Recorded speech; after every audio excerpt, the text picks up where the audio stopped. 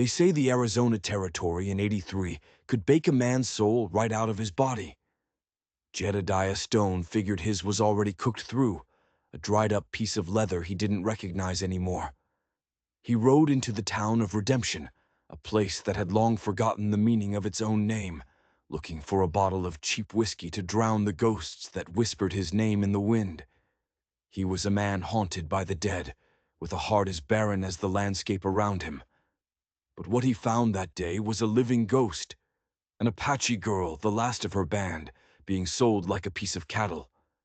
In a moment he'd never understand, a fit of madness or maybe grace, he bought her. He thought he was buying a servant, a shadow to fill the crushing silence of his empty home. He was dead wrong. Because that night, under a sky full of cold, silent stars, she wouldn't just change his life. She would unravel the lie he'd been living and force him to stare down the devil who'd already burned his world to ash once before. The sun over Arizona in August of 1883 was a merciless hammer. It beat down on the cracked earth and on the souls dumb enough to walk it. For Jedediah Stone, the heat was a familiar kind of punishment. It felt like penance, cooking the grief right into his bones. A constant reminder of the fire that had taken everything. His ranch, tucked in the shadow of the Dragoon Mountains, was a silent tomb. It held the ghosts of his wife, Sarah, and their 6-year-old son, Sam. For 2 long years, silence had been his only friend, and whiskey his only comfort. His horse, Dusty, was tired, and so was he. He rode into Redemption, which was a sorry excuse for a town. It was just one dusty street, a dozen sun-bleached buildings on either side. A general store, a blacksmith, and the cantina that served as its dark, beating heart. Jed wasn't a man who liked company, but his supplies were gone, and his throat was a desert. The cantina was called the Dusty Angel. It was anything but. The air inside was thick with the smell of stale beer, sweat, and cheap tobacco. It was dim, which was a relief from the blinding sun, but the darkness was filled with the hard stares of harder men. Miners, drifters, outlaws. All of them hiding from a past that was probably right behind them. Jed ignored them all. His gaze was fixed on the bartender, a fat man named Gus with a stained apron and a sour look on his face. "Whiskey," Jed rasped. His voice was rough from not using it. Gus slammed a dusty bottle and a smeared glass on the bar. Just then, a noise from the back of the room got Jed's attention. A man was standing on a few crates, pushed together like a stage. He was dressed way too well for this godforsaken place. He had a fancy vest and a clean black coat. His hair was slicked back, and a slick, silver-tongued smile was plastered on his lips. This was Silas Kane, a man they called the Vulture in these parts. He dealt in anything that could make him $1, and that included human lives. "Gentlemen, a rare opportunity for you today," Kane's voice oozed with a false charm that set Jed's teeth on edge. A true treasure of the vanishing plains. 2 of Kane's thugs, big ugly men, shoved a figure forward into the light. It was a girl. She was hardly a woman. She was thin, her body looked fragile under a simple doeskin dress. But there was nothing fragile in her eyes. They were black, deep, and they burned with a fire of pure, raw hatred. It was a look that seemed to scorch every man it landed on. Her hands were tied in front of her. A long, black braid fell over her shoulder. She didn't cry out. She didn't struggle. She just stood there, straight and proud, a picture of defiance in the face of humiliation. "A genuine Apache princess," Kane lied, "smooth as you please.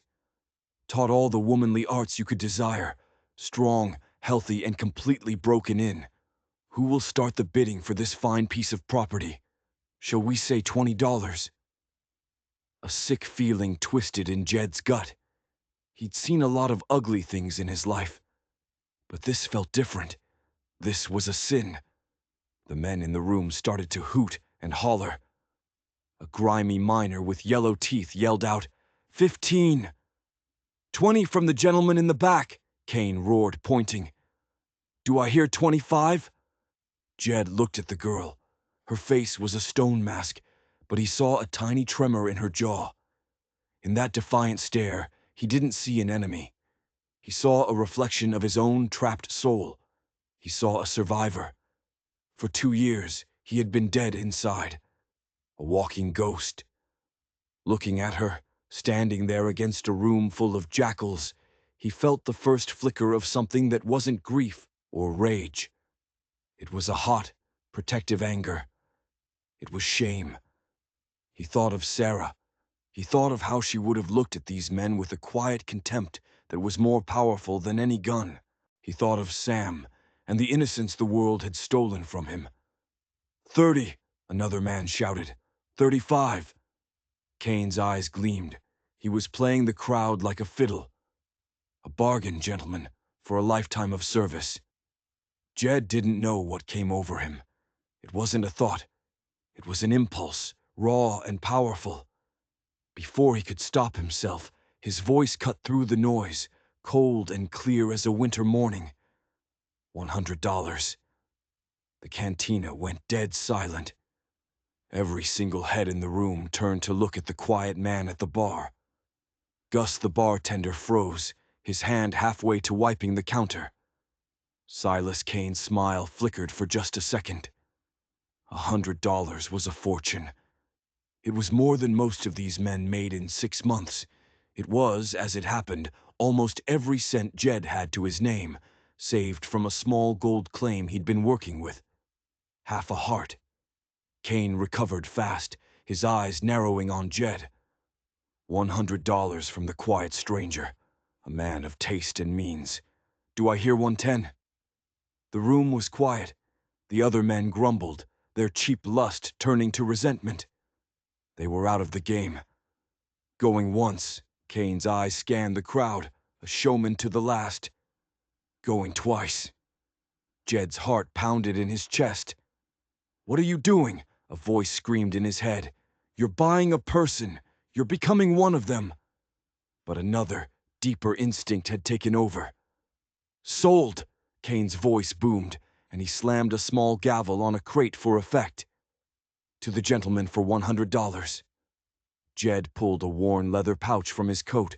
He counted out the gold and silver coins onto the bar. His hands were steady, but his insides were churning. Kane's men shoved the girl toward him. They cut her hands free, and one of them gave her a final, nasty push that sent her stumbling forward. She caught her balance and stood before Jed, her chin held high. Her dark eyes met his. There was no gratitude in them. There was no relief. There was only that same burning fire, now aimed directly at him. She didn't see a savior. She saw a new owner. Jedediah Stone, the lonely cowboy who just wanted to be left alone with his ghosts, had just bought a living one. And as he looked into her unbroken eyes, he had the unnerving feeling that he was the one who had just been captured. The 8-mile ride back to Jed's homestead was a journey through a shared, suffocating silence. The sun was relentless, beating down on the rock and cactus. The only sound was the plodding of Dusty's hooves and the scuff of the girl's worn moccasins in the dirt. Jed had offered to let her ride behind him. He'd made the gesture awkwardly, pointing at the back of his saddle. She had just stared at him, her face unreadable, and then turned and started walking. He didn't push it. He rode slow, letting her set the pace. The space between them was filled with a tension thicker than the dust they kicked up. He watched her from his saddle. She moved with an economy of motion he'd never seen. Her back was straight, her steps sure-footed, even on the rocky ground. She wasn't just walking. She was observing. Her eyes constantly scanned the horizon, the rocks, the sparse plants. She was reading the land like a book he'd never learned the alphabet for. He was the one with the horse and the gun. But out here, he felt like a clumsy intruder in her world. His mind was a storm of regret and confusion. What had he done? He'd spent the last of his money on a person, an Apache girl. The people who knew his story, the few who were left, knew that his family had been. He couldn't even form the words. The official report said it was a renegade raid. He had spent 2 years marinating in that hatred, letting it poison what little was left of him. And now the object of that hate was walking behind his horse. They arrived at his ranch as the sun began to bleed across the western sky, painting the mountains in shades of orange and violet. The place was as stark and lonely as Jed's soul. A small, sturdy cabin he'd built with his own hands, a corral with one horse, a well, and a small barn. And beyond that, on a small rise overlooking the valley, were 2 simple wooden crosses. He dismounted and led Dusty to the trough. The girl stopped 20 feet from the cabin. She stood there like a wild animal assessing a trap. "Water," Jed said, his voice a dry crackle. He gestured toward the well. She watched him, her eyes narrowed. She didn't move. She was thirsty. He could see it in the slight cracking of her lips, but her pride was a fortress. She would not take anything from him. Jed sighed, a long, weary breath. He worked the pump, the rusty handle groaning, and filled a dipper. He drank first, to show it was safe, then set it down on the edge of the trough a good distance from her. He turned and began to unsaddle Dusty, giving her space. After a long moment, he heard the soft scrape of the metal dipper. He didn't look back. The cabin was one room, Spartan and grim, a stone fireplace, a rough-hewn table with one chair, a bed in the corner, and a small cot on the opposite wall. It was a space built for a family, now occupied by the ghost of one. He lit a lantern, casting flickering shadows across the room. When he turned, the girl was standing in the open doorway, a silhouette against the dying light. She hadn't crossed the threshold. Jed felt a fresh wave of unease. He had no plan. He had acted on an instinct he didn't understand, and now the consequence of that act was standing in his doorway, watching him with ancient, accusing eyes. You can sleep there," he said, pointing to the cot. It had been Sam's.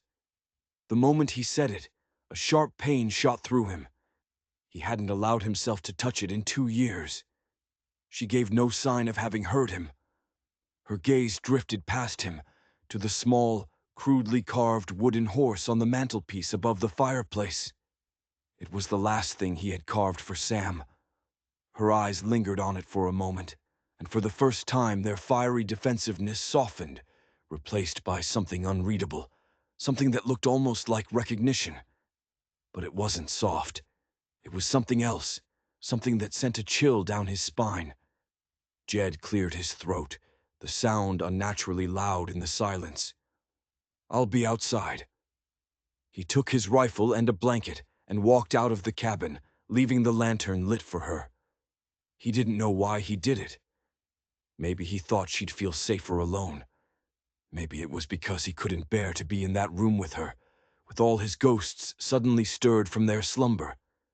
He sat on the porch steps, the blanket around his shoulders, his rifle across his lap. The desert night grew cold quickly. The sky was a vast, glittering expanse of stars, indifferent and eternal. He was the owner, the man in charge. Yet he was the one sleeping outside his own home. He had bought her freedom from Silas Kane, only to put her in a different cage. Hours passed. He didn't sleep. He listened to the sounds of the night, the cry of a distant coyote, the whisper of the wind through the sagebrush. He listened for any sound from the cabin, but there was only silence. A profound, heavy silence that felt different from the loneliness he was used to. This was the silence of 2 worlds colliding. He felt the $100 not as a purchase price, but as a debt he had no idea how to repay. Suddenly he heard a sound, a soft, rhythmic scraping. He grabbed his rifle, his heart pounding. She was coming for him. Jed must have dozed off, slumped against a porch post, because he was jolted awake by that sound that didn't belong to the night. It was a soft, rhythmic scraping. The pre-dawn light was a pale gray wash over the landscape, and the air was sharp with cold. He pushed himself up, his back aching, and saw her. The Apache girl was by the well. She was using a flat, sharp-edged stone to methodically sharpen a rusted shovel head she must have found near the barn. Scrape, scrape, scrape. The sound was hypnotic, patient. She wasn't trying to be quiet. It was a statement. I am not idle. I am not helpless. He watched her for a long moment. In the cool morning light, he could see the details he'd missed in the cantina's gloom. There were faded scars on her arms, thin white lines that spoke of a hard life. Her face, though young, was etched with a deep solemnity. She was a survivor, forged in a crucible of loss he could only begin to imagine. Jed stood up and stretched, the motion stiff and loud. Her head snapped up, her eyes instantly alert, the stone held in her hand like a weapon. The brief moment of peace was shattered. She was a coiled spring again, ready to fight or flee. Easy, he said, holding his hands up slightly. I'm just making coffee. He went inside. The cabin felt strange, as if its very air had been altered by her presence. The cot was empty, the thin blanket folded with a neatness that felt alien to the room's usual disarray. She hadn't touched anything else. The wooden horse was still on the mantelpiece. He built a fire in the hearth, his movements practiced and automatic. As the smell of coffee began to fill the small space, he realized he didn't know her name. He didn't know a single word of her language. She was a complete unknown, a puzzle he had no pieces for. He took a tin cup of coffee and a piece of hardtack and went back outside. She was gone from the well. His heart leaped into his throat. Had she run? He scanned the area, a ridiculous sense of panic rising in him. Then he saw her. She was at the far edge of his property, near the scrubby patch where Sarah had once tried to grow a garden. She was on her knees, digging in the hard-packed earth with the now sharpened shovel head. He walked over, stopping a respectful distance away. She was unearthing the roots of a yucca plant. He watched, fascinated, as she expertly separated the thick, fleshy roots from the soil. She worked with a quiet, focused intensity that was mesmerizing. "What are you doing?" he asked, though he knew she wouldn't answer. She ignored him for a time, then she paused, holding up one of the roots. She looked at him directly, then rubbed the root against her dress, mimicking the act of washing. Then she held it to her mouth. Food. Then she pointed to her hair and made a lathering motion. Soap. She was showing him, not teaching, just stating a fact. A fact of her world, her knowledge. It was the first attempt at communication, a bridge built of gestures across a chasm of silence and mistrust. But he still couldn't shake the feeling that she was always one step ahead of him. A little later, as the sun climbed higher, he was checking the cinch on Dusty's saddle, planning to ride out and check his snares. He felt her eyes on him. He turned. She was standing by the porch, holding out her hand. In her palm were several small, dark berries he'd seen 1,000 times on the bushes dotting the hills, but had always assumed were poison. She saw the hesitation in his eyes. Without breaking eye contact, she put a few of the berries in her own mouth and chewed them slowly, deliberately. She was proving they were safe. More than that, she was offering him something. A gift, a trade. He wasn't sure. He walked over and hesitantly took the berries from her palm. Her skin was cool. He put them in his mouth. They were tart, but surprisingly sweet, a burst of flavor in his world of bland hardtack and jerky. "Good," he said, nodding. "Thank you." She gave a tiny, almost imperceptible nod in return. Her eyes then flickered down to his left hand, which was resting on his saddle horn. A long, jagged scar ran from his knuckle to his wrist, a poorly healed reminder of a fight with a mountain lion years ago. She pointed to it. Then she lifted the sleeve of her own dress, revealing a similar, though older and finer, scar on her own forearm. She looked from his scar to hers, then back to his eyes. In that moment, the air shifted. It was a profound and startling connection, a communication that transcended words.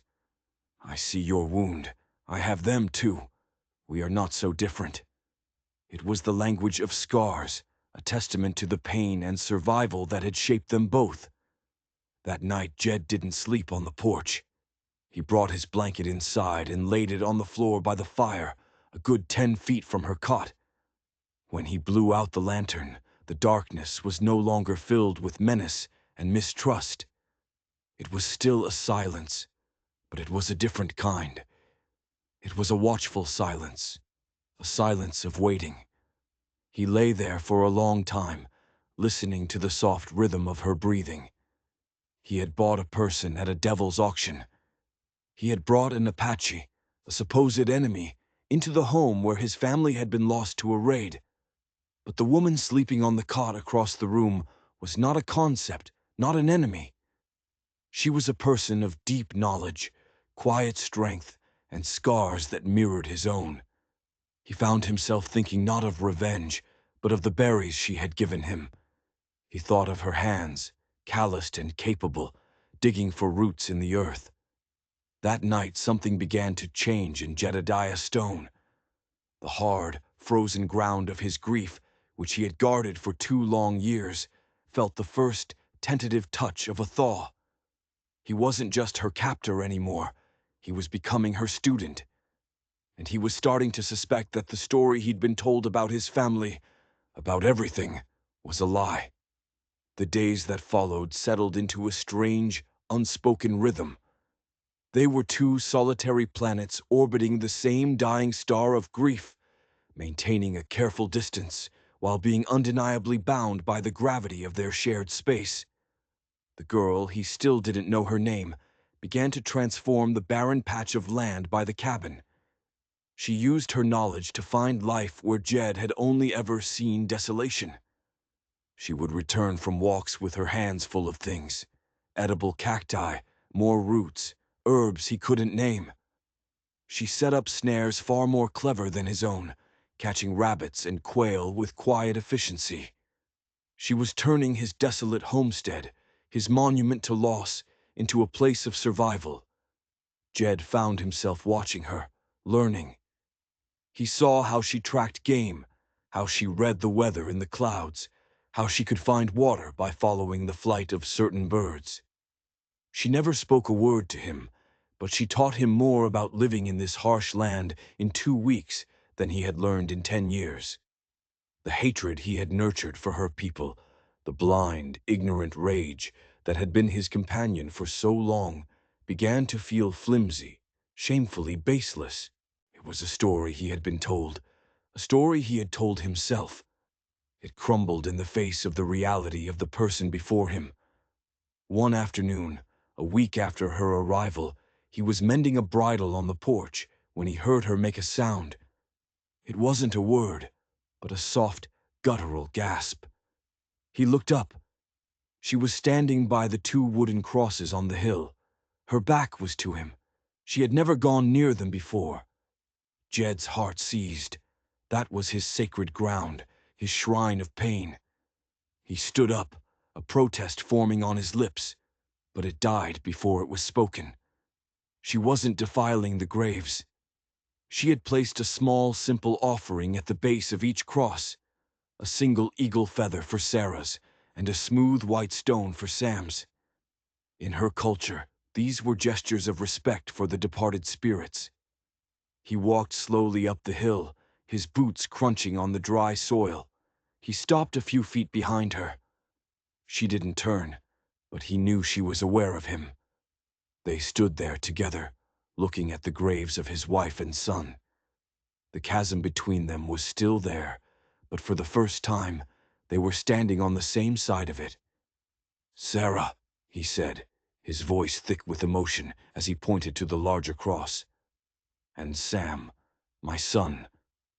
She turned her head slightly, her profile outlined against the vast blue sky. She listened, her dark eyes fixed on the wooden markers.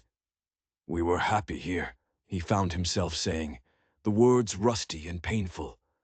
"We were building a life." He stopped, the rest of the story a physical blockage in his throat. She turned to face him fully. Her expression was one of deep, knowing sorrow. She lifted her hand and touched her own chest, just over her heart. Then she gestured out toward the mountains, the plains, the whole world. Her meaning was devastatingly clear. "I had a family too. I lost them too." That night, as they sat by the fire, the silence between them now more comfortable than tense, he finally asked, "What is your name?" She looked at the flames for a long time. When she finally spoke, her voice was low, softer than he'd imagined. "Nalin." It was the most beautiful sound he had ever heard. "Nalin," he repeated, testing the name on his tongue. It felt right. And with that one word, the dam of his own silence broke. The words spilled out of him in a torrent of grief he had held back for 2 years. He told her about Sarah's laugh and the way her eyes crinkled when she smiled. He told her about Sam's obsession with horses and how he had promised to buy him a pony of his own one day. And then he told her about the fire. It wasn't a raid, he confessed, the words tasting like ash. Not like the stories they tell. It was white men, outlaws, led by a man with a silver smile and dead eyes. He had been in town getting supplies. When he returned, his world was smoke and embers. The sheriff in Redemption, a tired old man named Brody, had called it an Apache raid. It was easier that way. No one wanted to admit that the real monsters often looked just like them. "They told me it was your people," Jed said, his voice cracking. "I believed them. I wanted to believe them. It was easier to hate a whole tribe than to hunt for ghosts." Nalin listened, her gaze unwavering. When he finished, his confession hanging in the air between them like smoke, she spoke her second word to him. She pointed to the wooden horse on the mantel, the one Sam had loved. "Shiji," she whispered. "It's an Apache word. What does it mean?" Jed asked. "My brother," she said, her English halting but clear. She then pointed to herself, and then to the vast empty darkness outside the cabin door. All gone. The weight of her loss, so simply stated, crushed him. He had been so consumed by his own tragedy that he had never truly considered the depth of hers. She was the last of her band, a living testament to a massacre. The men who had killed her family were likely the same kind of men who had killed his. They were both survivors of the same brutal, lawless greed that infected this land. He finally understood. The $100 he had paid was not a purchase. It was a panicked, desperate act of seeing himself in another's eyes. He had not saved her that day in the cantina. He had saved a piece of his own humanity. He looked at Nalin, no longer seeing an Apache or a captive, but a fellow traveler in the land of the dead. He had bought her, yes, but she was the one who was setting him free. Free from his lies, free from his blind hatred, and free from the suffocating loneliness that had been his prison. The ghosts of Sarah and Sam were still there, but for the first time, he felt he could share the space with them without being consumed. He was no longer alone in his haunting. A fragile peace settled over the small ranch in the weeks that followed. It was a peace born not of comfort, but of mutual understanding. Jed and Nalin worked together, their communication a sparse blend of English, Apache words, and the silent language of shared tasks. He taught her how to use and clean his rifle. She taught him which plants could be used for medicine and which for poison. They fortified the small cabin, reinforcing the door and shuttering the windows, not out of any specific fear, but from a shared instinct that the world was a dangerous place. One morning, Jed rode into Redemption for the first time since the auction. He needed salt, flour, and coffee. He left Nolan at the ranch, a decision that filled him with a low-grade anxiety. He left his spare pistol with her, a gesture of trust. She accepted with a solemn nod. The moment he entered the Dusty Angel, he knew something was wrong. The usual low murmur of conversation ceased. All eyes turned to him. Gus the bartender gave him a look that was a mixture of fear and pity. "Stone," a voice drawled from a corner table. Jed turned. It was Sheriff Brody, a man whose weary posture seemed permanently shaped by the weight of his tin star. With him were two men Jed recognized with a jolt, the thugs who worked for Silas Kane.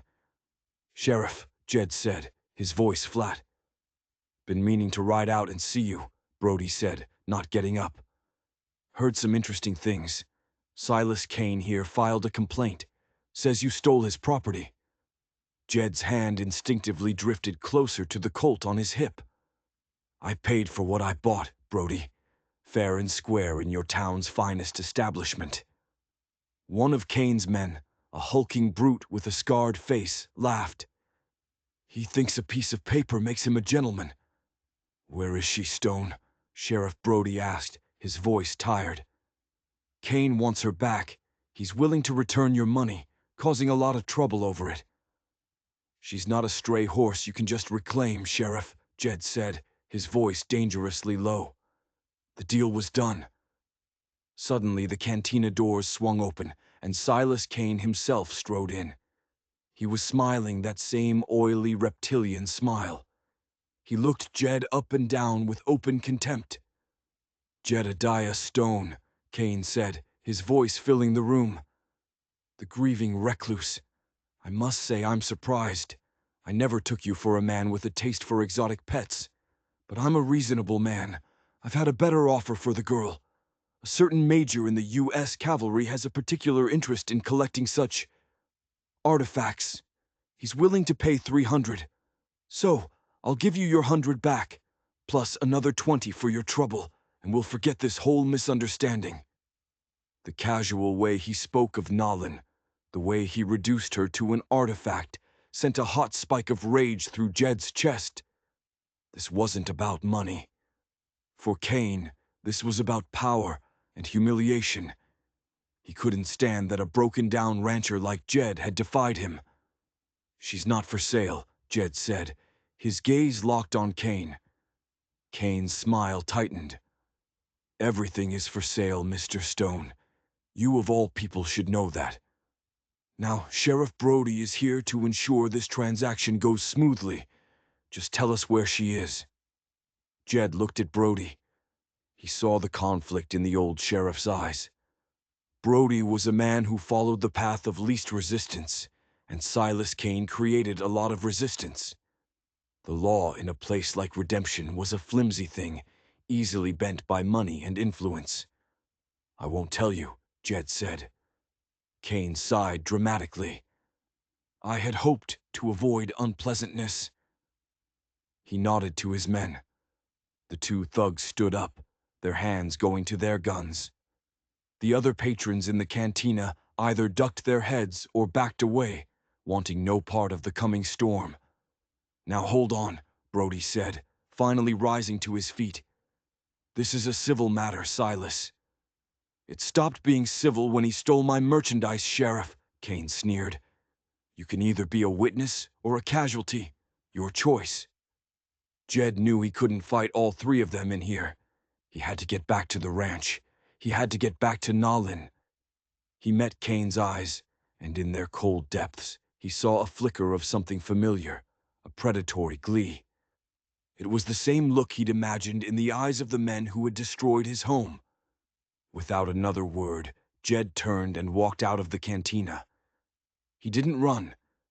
He walked with a deliberate calmness he did not feel, every nerve screaming in anticipation of a bullet in his back.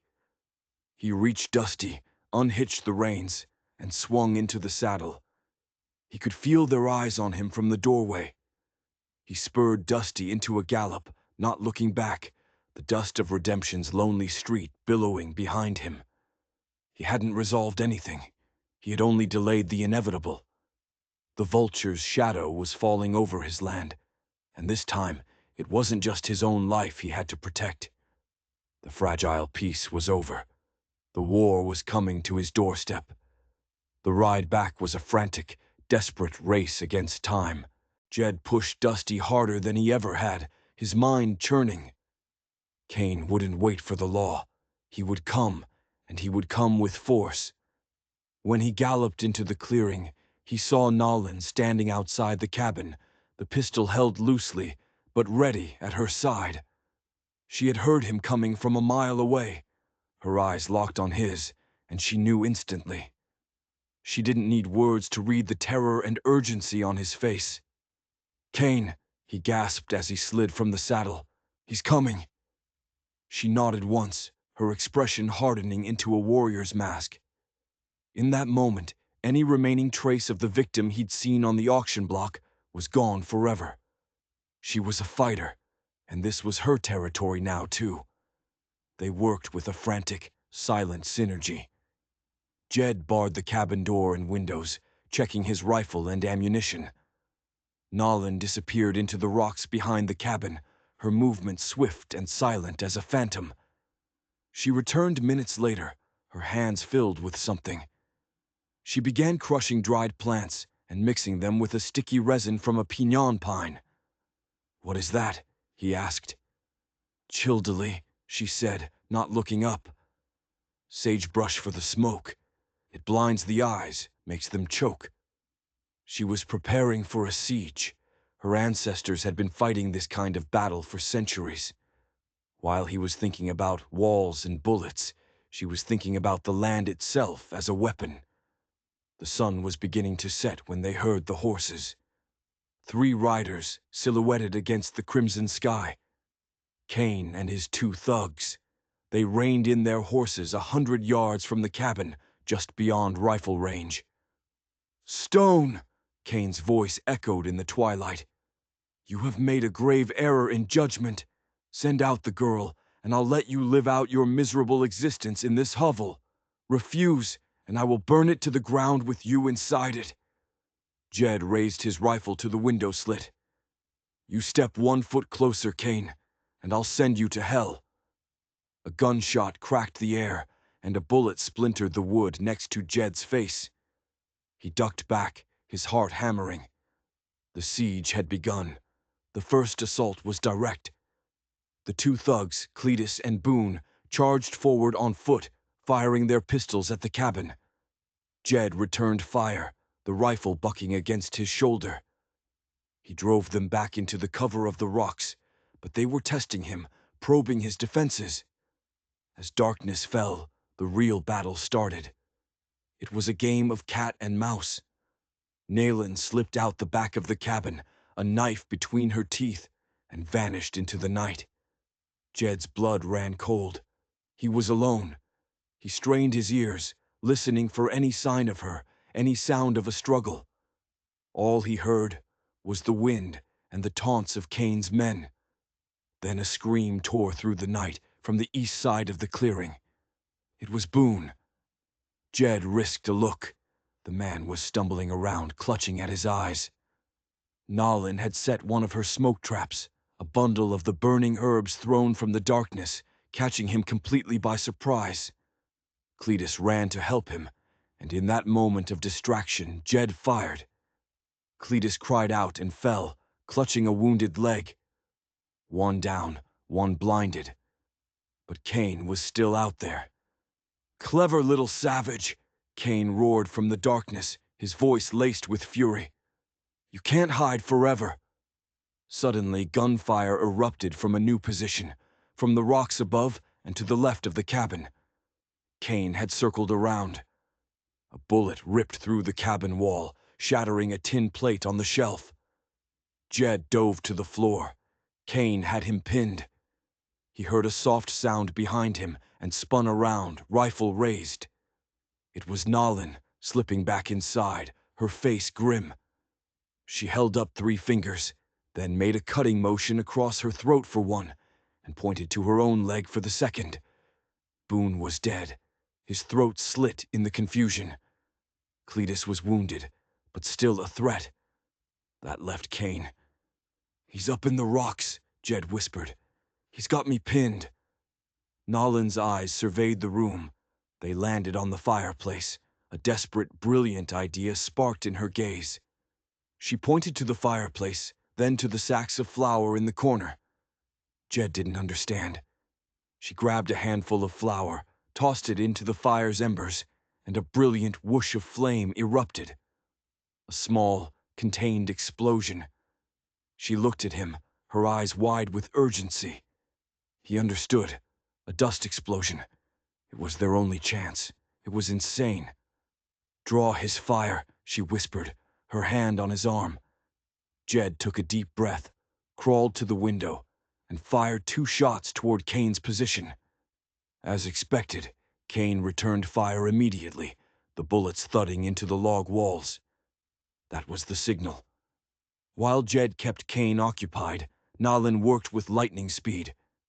She tore open 2 sacks of flour and with a blanket began to whip the fine powder into the air inside the cabin, creating a thick, white, combustible cloud. She then grabbed the lit lantern, smashed the glass, and held the open flame. "Now!" she screamed. Jed scrambled away from the window as Nolan hurled the flaming lantern into the heart of the flour-filled room. The world erupted in a deafening roar of fire and force. The roof of the cabin lifted, and the front wall blew outward in a wave of incandescent fury. The force of the blast threw Jed against the back wall, his head cracking against the logs. He came to, dazed, his ears ringing, the smell of burnt flour and scorched wood filling his lungs. The cabin was a wreck, open to the night sky. Nolan was helping him up, her face smudged with soot. And in the clearing, illuminated by the burning remnants of the cabin, stood Silas Kane. He was staggering, his fine coat in tatters, a look of disbelief on his face. The explosion had caught him as he was advancing on the cabin. He saw Jed and Nolan rise from the wreckage, and his disbelief turned to pure, murderous rage. He raised his pistol. At that same moment, Jed's dazed eyes focused on something glinting on Kane's vest. It was a small silver locket hanging from his watch chain. A locket with a familiar single-rose engraving. Sarah's locket, the one he'd given her, the one that had been missing from her body. The truth hit Jedediah Stone with the force of a physical blow, more powerful than the explosion. The raid, the lies, the ghosts. It was never Apaches. It was him. It had always been him. Silas Kane, the vulture, hadn't just sold Nayland. He had murdered his family. "You," Jed breathed, a single word filled with 2 years of agony. An unholy scream of pure, primal rage tore from Jed's throat. He didn't reach for his gun. He launched himself out of the burning cabin, a man with nothing left to lose, charging the devil who had taken his world. He slammed into Kane, and the 2 men went down in a desperate, brutal struggle in the dirt, lit by the flames of Jed's burning past. The fight was not one of skill, but of pure, unrestrained fury. Jed was a man possessed, his fists striking Kane with all the force of his grief and rage. Kane, for all his swagger, was a predator who relied on fear, not a brawler. He was unprepared for the raw savagery of a man confronting his family's murderer. Jed saw Sarah's face in the flames. He heard Sam's laughter in the ringing of his own ears. He wrestled Kane's pistol from his hand and brought the butt of it down hard. Once. Twice. The fight went out of Silas Kane, leaving him a broken, bleeding mess in the dirt. Jed stood over him, panting, the pistol in his hand, every fiber of his being screaming for him to pull the trigger and end it, to send this monster to the hell he so richly deserved. He raised the gun, his finger tightening on the trigger. Jedediah. Nolan's voice cut through his bloodlust. It was calm, steady. He turned to look at her. She was standing by the ruins of the cabin, her face illuminated by the fire. She simply shook her head, a small, almost imperceptible motion. Her eyes weren't pleading. They were knowing. They held a mirror up to his soul. Don't become him. The rage receded, replaced by a vast, hollow emptiness. Killing Kane now would be an execution, not a battle. It wouldn't bring Sarah and Sam back. It would only kill what little was left of Jedediah Stone. He let the gun fall from his hand. The sound of approaching horses made them both turn. A posse. Riding at the head was Sheriff Brody. He must have had a pang of conscience, or perhaps just a desire to avoid the paperwork of a massacre. Brody took in the scene. The burning cabin, the dead man, the wounded one, and the broken form of Silas Kane. He saw the pistol lying in the dirt between Jed and his vanquished foe. He looked at Jed, then at Nolan, who stood unbowed amidst the destruction she had helped create. The sheriff sighed, the sound of a man perpetually exhausted by the world. He dismounted and nudged Kane with his boot. Kane groaned. "Silas Kane," Brody said, his voice devoid of emotion. "I'm placing you under arrest for the murder of Cletus Boone and the assault on Jedediah Stone." He then looked at Jed, his eyes lingering on Sarah's locket, which Jed had ripped from Kane's vest. Brody knew the story. He had helped bury the bodies. "And I reckon we'll have a long talk about some old business, too." Justice, it turned out, had finally found its way to redemption. The sun rose on a scene of devastation. The cabin was a blackened skeleton. The bodies had been taken away. Kane was in chains, on his way to a federal judge, and most likely a hangman's noose. Jed and Nolan stood in the morning light, surrounded by the ashes of his old life. Everything he had built was gone. "It's all gone," he said, his voice raspy. "Hojo," Nolan said softly. She saw the question in his eyes. "It means beauty, but also balance. Order. Things are now in their right place." She gestured to the ashes. This was a house of ghosts, a house of sorrow. He looked at her, truly seeing the wisdom in her words. She was right. He had been living in a tomb.